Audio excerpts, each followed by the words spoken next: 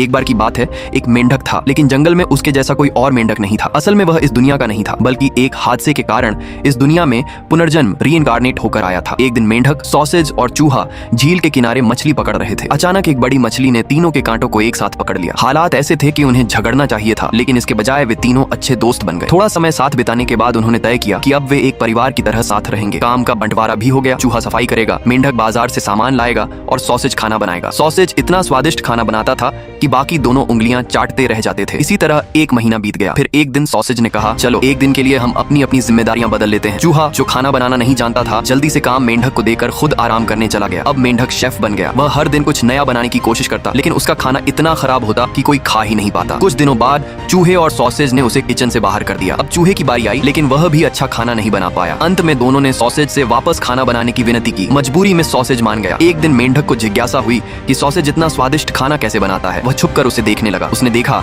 कि खाना लगभग तैयार होने पर सॉसेज बर्तन के पास कुछ अजीब हरकत करता है। मेंढक ने बिना ठीक से समझे यह मान लिया कि यही स्वाद का राज है। अगले दिन उसने खुद खाना बनाने की जिम्मेदारी ली। उसने सूप तैयार किया और जैसे ही उसे लगा कि सब तैयार है, उसने बिना सोचे समझे वही हरकत दोहराने की कोशिश की। लेकिन सूप बहुत गर्म था। जैसे ही वह उसमें कूदा, वह बुरी तरह जल गया और किसी तरह बाहर निकल पाया। तब उसे अपनी गलती का एहसास हुआ कि उसने बिना समझे किसी की नकल की। बिना समझे किसी की नकल करना हमेशा नुकसानदायक होता है।